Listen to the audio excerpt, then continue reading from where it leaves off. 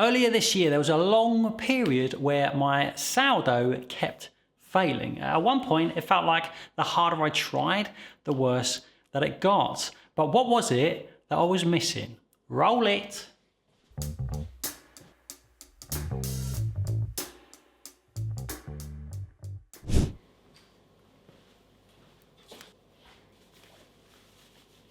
This video is not a fault finder diagnosis style presentation. Instead, I'd like to try and bring you more than that by walking together through a period of disorientation, of almost relearning the sourdough process all over again, a process I was once so familiar with. It is my hope that we all learn something here, because what I learned in going through it is that in amongst the 6 areas of failure and potential fix that follow, there really is only one thing to blame. If we read between the lines here, there's a common thread stitching everything together that will reveal itself.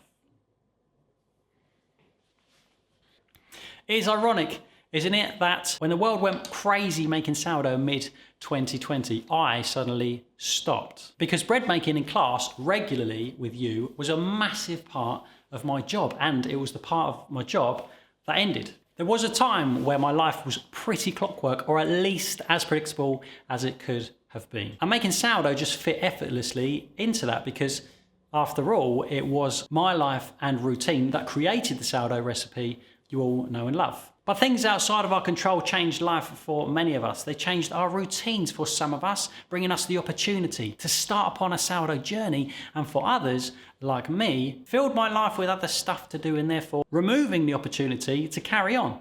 I hadn't made sourdough for ages and ages, and when I did return to it, my life routine had changed dramatically. If I'm going to make sourdough tomorrow, I've got to remember to take my starter home today, and I've got to remember to feed it and bring it back in. That might seem like a small thing, but it's an example of how routine has changed and made things more complicated for me. If I didn't take my starter home, if I forgot it, if I forgot to feed it, then the following day is a write-off. And we all know that making sourdough is a long process. So when you have that 6-hour window you can make it in suddenly taken away, now you've got to find another 6-hour window to be able to do it in. I reckon we've all forgotten to feed our starter at one point or another, haven't we?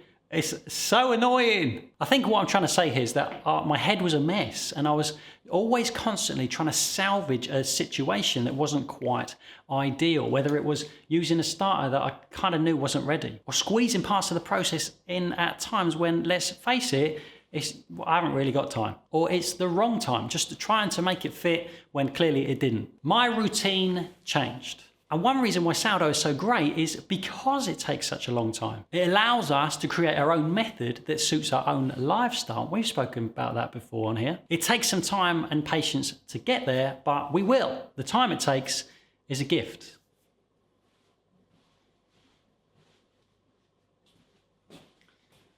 It's fair to say that after such a long period of inactivity, my sourdough starter was looking pretty sad. We've brought one back from the brink on this channel before, haven't we? In last year's Sourdough September series. Often during my turbulent time, I'd actually remember to take my starter home and to feed it, only to wake up in the morning to discover a kind of underwhelming amount of activity. Some activity, but not a lot. So what did I do? Well, in my haze, I had this kind of now or never mentality. Like, come on, we've gone this far, we're making bread today. It's not a good move. An unhappy starter makes unhappy bread. We know this, don't we? But I stubbornly continued anyway, making yet another failure to carry. Bubbles and increase in volume are what we need in our starter, aren't they? After all, that's what we need in our bread. That's how we know that we're good to go. And if it's not happening in your starter, then wait. Employ patience, acceptance that perhaps today is not the day, and maybe you don't have time today or tomorrow, but you certainly have time in life to be able to give it a go when the time is right. If your starter is looking sleepy, don't be stubborn like me and push on regardless, because it ain't never going to happen. Take it back down to scrapings that morning, just a tiny little bit in the jar. Feed it up, leave it to the evening, and you should start to see some action. Then feed it again in the morning, ready for the following day. That should build enough momentum to be able to rise your bread dough. Urgency took over me there for a minute, and I persisted deep down, always knowing it was going to be a disaster. Make sure your starter is excited and happy before you begin, because if you don't, then the resulting fail will do you more harm than good.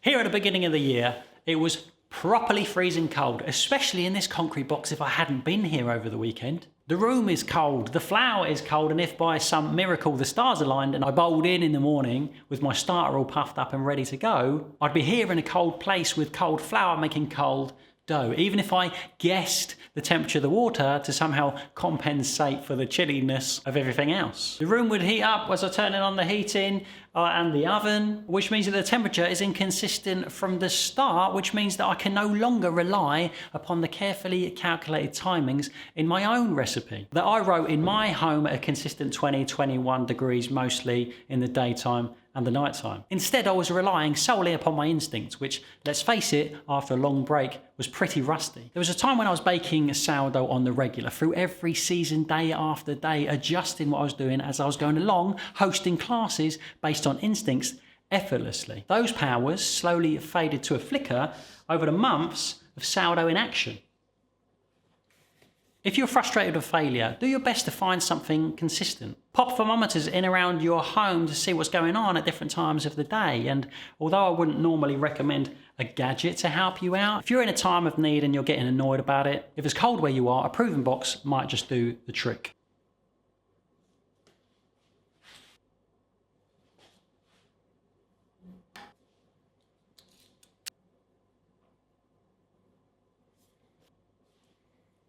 One time my sourdough looked sad in the morning when I took it out of the fridge, and upon closer inspection I popped a thermometer in my fridge to see what was running out. Turned out my fridge here is way colder than my one at home.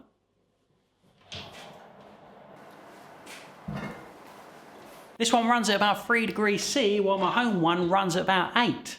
And I never knew that really, I just used it as what it was. It wasn't until now I did a bit of investigating that I realised.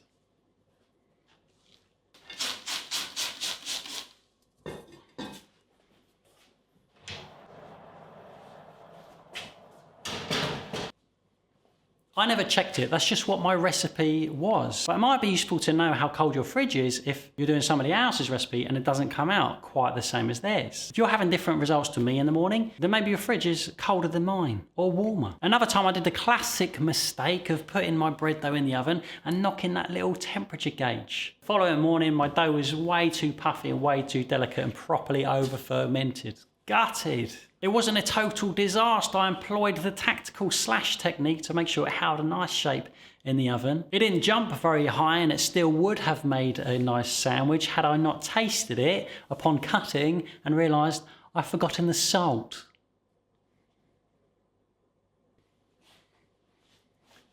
In all my faff and all my fluster. What could have happened next? Well, I forgot something, didn't I? The salt.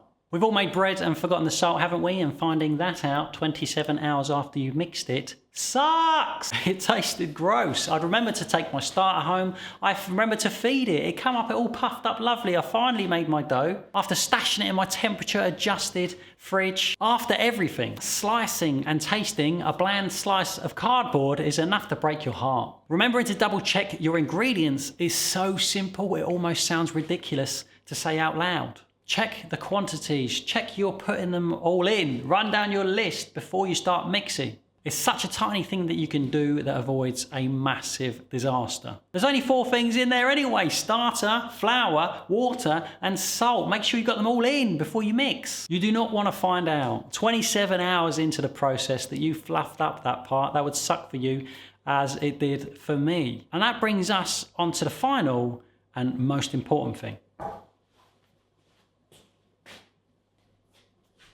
In the early days when I started hosting classes, I would ask the room what are the foundation ingredients of bread, and we'd all answer it together: flour, water, etc. And I'd always say there's one more thing, do you know what it is? And answers would fly like milk, butter. All these things are in some breads, but they're not essential building blocks. The final thing I would finally reveal was to be love. And that makes me wince now because it's just as corny as it sounds. But I know you get it. Some people say the more aggression you have, the better your bread. Like if you're in a bad mood or you're angry, you can take it out on your bread though and it'll be all the better for it. And I kind of understand the principle, but I don't agree with it. I don't believe it. We were discussing that thought in a class earlier this year. And then somebody asked the question straight to me. She said, "So then, Jack, is it true that our bread is affected by our emotional state, by what we're feeling inside?" And then I stopped for a moment, dead in my tracks, like, whoa! Because I always kind of knew, but I never fully understood or appreciated it until she said it straight up to my face. We're getting there now, aren't we? Getting there.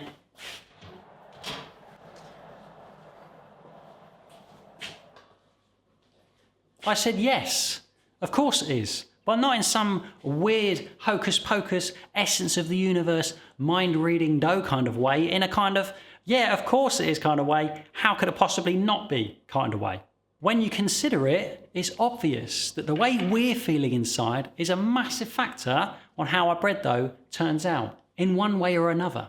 Because most of the things I spoke about up till now have been because of me, because I haven't been in the right frame of mind to commit myself and commit my thoughts to the process. I've been stressed and distracted and I've messed things up out of desperation or urgency and worry. When my instincts dwindled, I felt lost. Like, why can't I do this anymore? Like I'd lost all of my powers.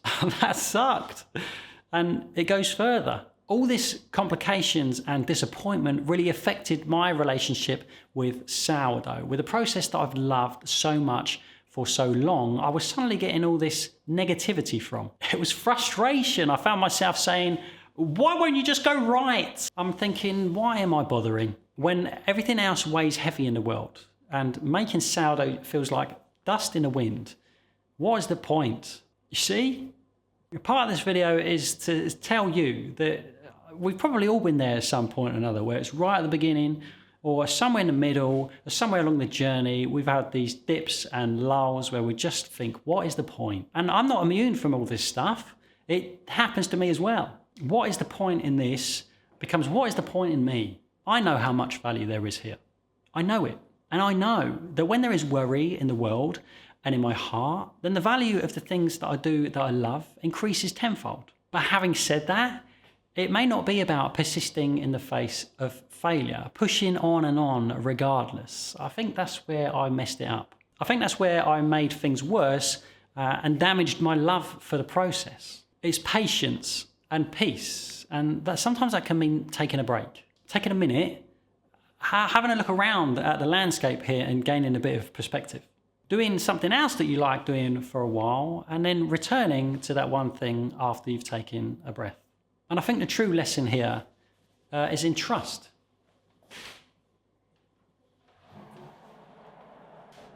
Trust the process and trust that you're learning, even when you feel like you're not.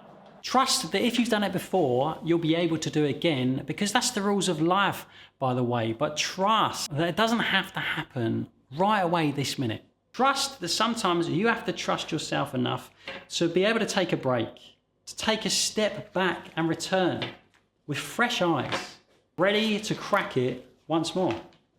Because you will. I promise you that. Now go. Go make that sourdough bread. Happy Sourdough September. See ya.